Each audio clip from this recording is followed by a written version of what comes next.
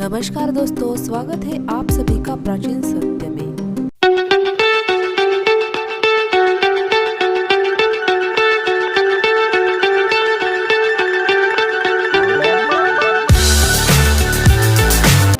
एक ऐसे ऋषि जिन्होंने प्यार में धोखा मिलने पर कठोर तपस्या की और पड़ गया धरती पर अकाल। हिंदू पौराणिक कथाओं में कई महान ऋषियों की कहानियां पढ़ने और सुनने को मिलती है। यहाँ देखिए ऋषि विभांडक और सुंदरा अप्सरा उर्वशी की कहानी। कैसे ऋषि एक अप्सरा के प्यार में पड़े और कैसे उन्हें प्यार में धोखा मिला। पौराणिक मान्यताओं में ऋषियों का जिक्र अक्सर सुनने को मिलता है। पौराणिक काल में कई महान ऋषि हुए जिनकी तपस्या में स्वर्गलोक में बैठे देवता तक कांप उठते थे।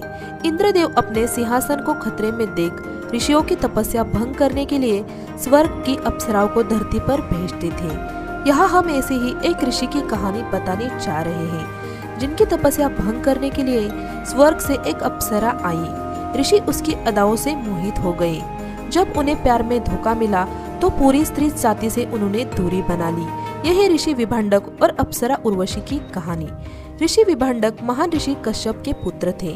अपने पिता की तरह ऋषि विभांडक भी महाज्ञानी और तपस्वी थे। विभांडक ऋषि बाल ब्रह्मचारी थे। वे ऋषि श्रृंग के पिता थे। ऋषि श्रृंग का जिक्र रामायण में अक्सर मिलता है। राजा दशरथ ने पुत्र प्राप्ति के लिए ऋषि श्रृंग से ही यज्ञ करवाया था और फिर श्री राम का जन्म हुआ था। कहा जाता है कि एक बार ऋषि विभांडक कठोर तपस्या कर रहे थे। उनके तप को देखकर देवता डर गए। इंद्र को लगा कि अगर ऋषि विभांडक अपनी तपस्या से सफल हो गए तो उनका सिंहासन खतरे में पड़ जाएगा। इंद्रदेव ने अपने लोक की सबसे खूबसूरत अप्सरा उर्वशी को धरती पर भेज दिया।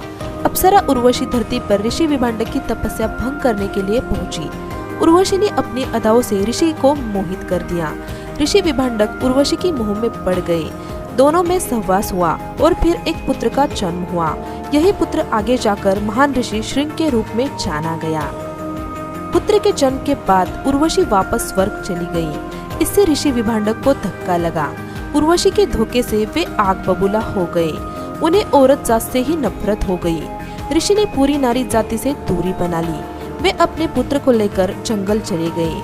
उसका वही पालन पोषण किया। अपने पुत्र पर उन्होंने किसी भी औरत की छाया नहीं पड़ने दी। इसीलिए ऋषि श्रृंग ने युवा अवस्था तक किसी भी स्त्री को नहीं देखा। उर्वशी से धोखा मिलने के बाद विभांडक ऋषि तपस्या में लीन हो गए। उनकी घोर तपस्या में आसपास के राज्यों में अकाल पड़ गया। बरसात न होने से जमीन सूख गई। अंगदेश के राजा रोमपाद ने अपनी सभा में ऋषि मुनियों को बुलाया और अकाल का समाधान पूछा। ऋषियों ने कहा कि यह विभांडक ऋषि कोप का नतीजा है।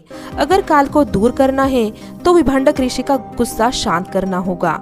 ऋषियों ने राजा से कहा कि अगर वह विभांडक ऋषि के पुत्र ऋषि श्रृंग को किसी तरह जंगल से बाहर निकालने में सफल हो जाते हैं तो अकाल का समाधान हो जाएगा। राजा रोमपाद को पता चला कि ऋषि श्रृंग ने अपने जीवन में कभी कोई स्त्री को नहीं देखा है।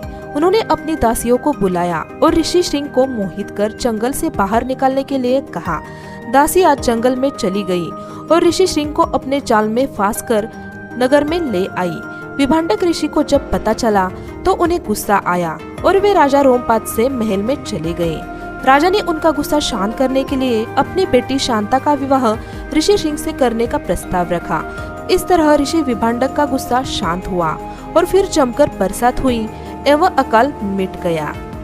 राजा रोमपाद ने जिस लड़की का विवाह ऋषि श्रृंग से करवाया वह असल में अयोध्या के राजा दशरथ और उनकी रानी कौशल्या की बेटी थी, यानी कि शांता भगवान श्री राम की बहन थी।